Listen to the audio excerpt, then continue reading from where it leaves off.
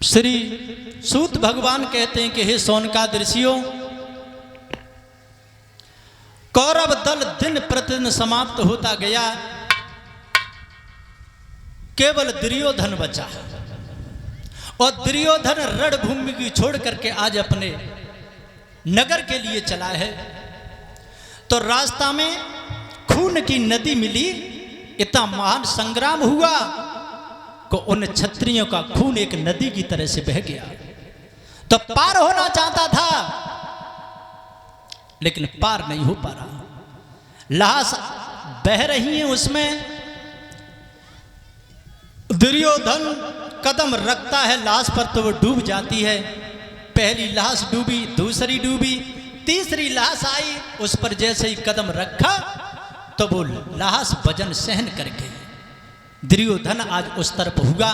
विचार किया कि ये कौन सा ऐसा महान क्षत्रिय है जिसने मरने पर भी मेरा साथ दिया है। तो कोई नहीं था, वो दुर्योधन का पुत्र लक्ष्मण था।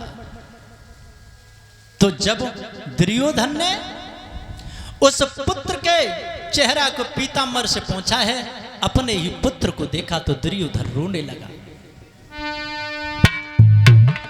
अरे आई आई बेटा लक्ष्मण कुमारा,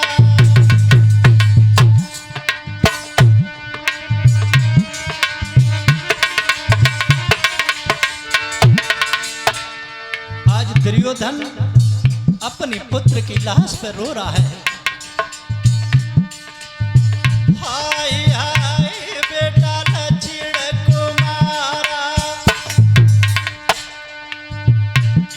और ऐसो ही कुमार जने संसारा।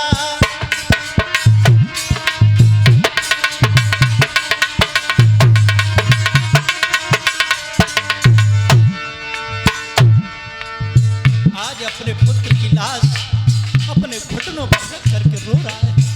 बेटा ऐसो ही कुमार जने संसारा, मर क्यों मोही लगाई गो पारा।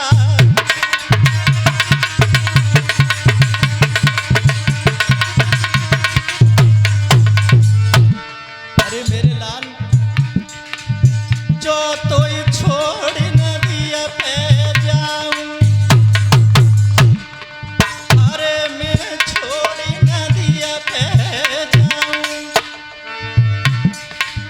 तो नहीं जगह नरक में पाऊं।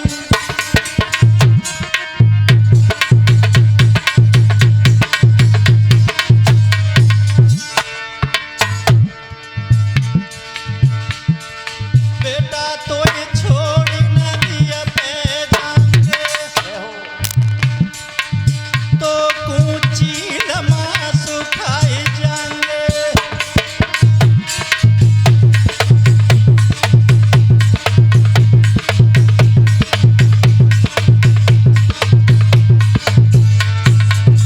आज दुर्योधन अपने पुत्र की लाश पर रो रहा है।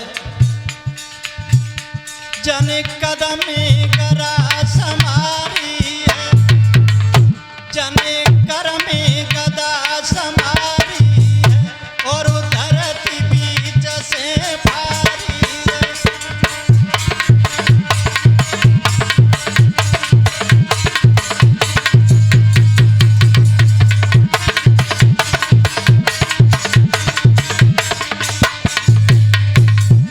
मेरे भागवत श्रोताओं, आज दुर्योधन जिस समय हस्तिनापुर नगर में पहुंचा है तो अपनी पत्नी भानुवती और माणवती के पास में पहुंचा और जवाब दिया कि हे प्रिय, किवाड़ खोलो, मेरे पीछे पांडव पड़े हैं, मुझे मारना चाहते हैं।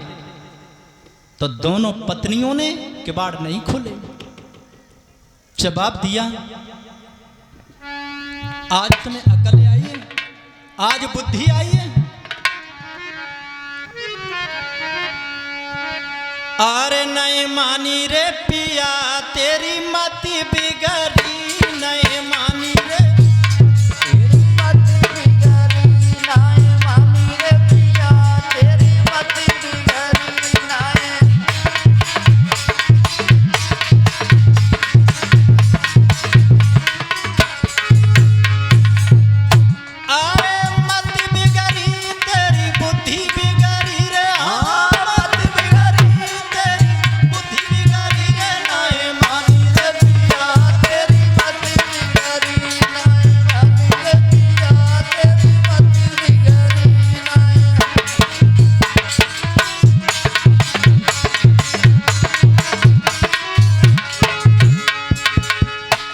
आज अपनी जान बचाने के लिए और तुम प्राणों की भीख मांग रहे हो। आधे कार्तिक मावस आई, आधे कार्तिक मावस आई, जुआ खेल रहे तुम कुरलाई, जुआ खेल रहे तुम कुरलाई, द्रौपसुता साड़ी उतरी, हो द्रौपसुता साड़ी उतरी रे नए मानी रे पिया तेरी मत बिगड़ी नाय, मानी रे पिया तेरी मत बिगड़ी नाय।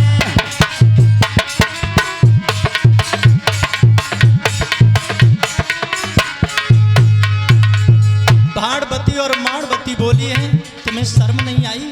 अरे उस दिन को याद करो जब पांचाली द्रौपदी को नग्न करने का आदेश दिया था तुमने भरी सभा में, उस समय नहीं सोचा?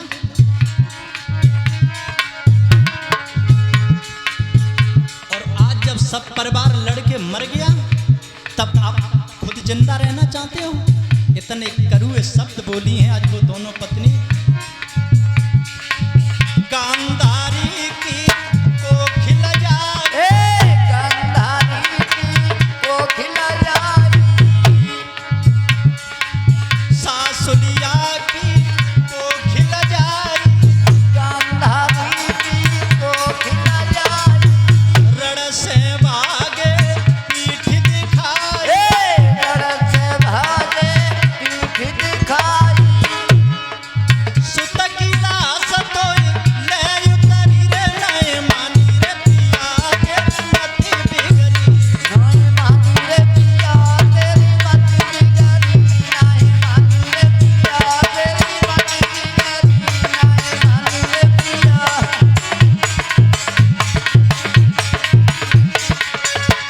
बोलिए सतगुरुदेव महाराज की। मेरे भागवत श्रोताओं, श्री सूत जी कहते हैं कि हे सोनकादृशियों, आज दोनों पत्नियों ने फटका दिया कि तुम यहां से चले जाओ, तुम्हारी हम कोई मदद नहीं कर सकते। आज दुर्योधन अपने पिता धृतराष्ट्र के सामने पहुंचा, जवाब दिया, पिताजी मेरे प्राणों की रक्षा करो, पांडव मेरे पीछे पड़े हैं। जवाब दिया कि तू यहां से चला जा। अरे वो दिन मुझे याद है जो द्रौपदी को तेने भरी सभा में और कर से ये कहा किसे नग्न कराकर मेरी जंघा पर बैठा दो, तो मेरे लिए तो तू उसी दिन मर गया, चला जा यहां से। तो ध्यान रखना, जब कोई सहारा नहीं देता तो अंत में भगवान का या महतारी का नाम आता है। देखी हुई तुमने, तुम रास्ता में जा रहे हो और धोखा से अगर पैर में ठोकर लग गई, मौतें दो ही बातें न करें, कह तो न करई अरे राम और कह न करी अरे मैया। तो ध्यान रखना, मां का दर्जा देवताओं में भी आगे है। धर्मराज युधिष्ठिर से महाभारत में यक्ष ने यह सवाल किया कि ये बताओ इस धरती से भारी कौन है और आकाश से ऊंचा कौन है और वायु से तीव्र गति किसकी है? तो जवाब दिया धर्मराज युधिष्ठिर ने कि पृथ्वी से भारी मां है, पिता से ऊंचा आकाश, आकाश से ऊंचे पिता है, और मन की तीव्र गति वायु से ज्यादा है। मन की बहुत चाल है, बहुत रफ्तार है। मने कहूँ में पहुंचा दो, एक सेकंड में पहुंच जाओ, बम्बई पहुंचा दो, लड्डू पेड़न पे पहुंचा दो।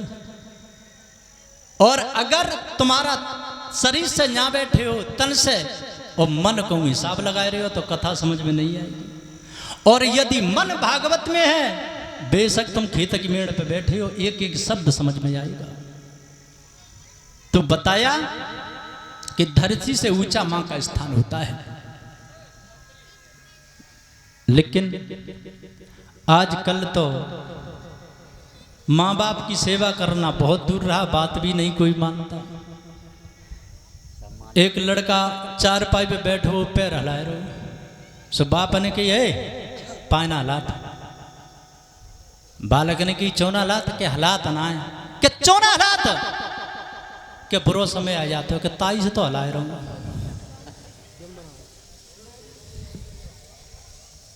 मेरे भागवत श्रोताओं, तो मां का दर्जा बहुत ऊंचा है। कोई भी श्लोक ले लो, एक श्लोक आता तुम्हें माता च पिता तुम्हें बंधु चसका, मां का नाम पहले आया है। और रामायण में भोर होत जब जागे ना था, माता पिता गुर नाभय मां था, मां का नाम आगे है। और ऐसी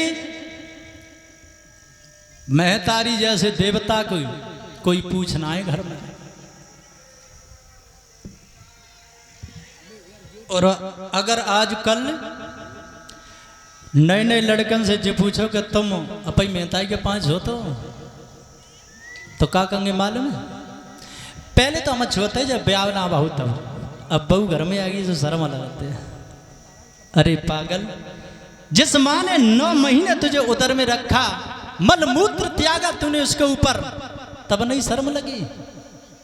ध्यान रखना, माँ के प्यार में और घरवाली के प्यार में बहुत बड़ा अंतर होता है। न मानो तो प्रैक्टिकल के देखियो, प्रैक्टिकल करके देखना। एक रात्रि को तुम जगियो, कब खूब ठंड पड़ रही हो, तब अपनी घरवाली तो कहियो ने को उठिए भूख सी लगी है तो रोटी डाल दिए। का जवाब आवे मालूम? का मेहताई बापा ने जी सको रात के 1-1:30 बजे सो जा। और फिर एक दिन कहियो मेहताई से मैया भूख लगी है, तो बेशक उठो न जाए रहो, लठिया के सारे ते उठे ही, लकड़िया लावे, कंडा लावे, चूल्हे में आग करे, उल्टी सीधी करके तुम्हें खवावे। ये होता है माँ का प्यार। बोलिए गोविंद भगवान की।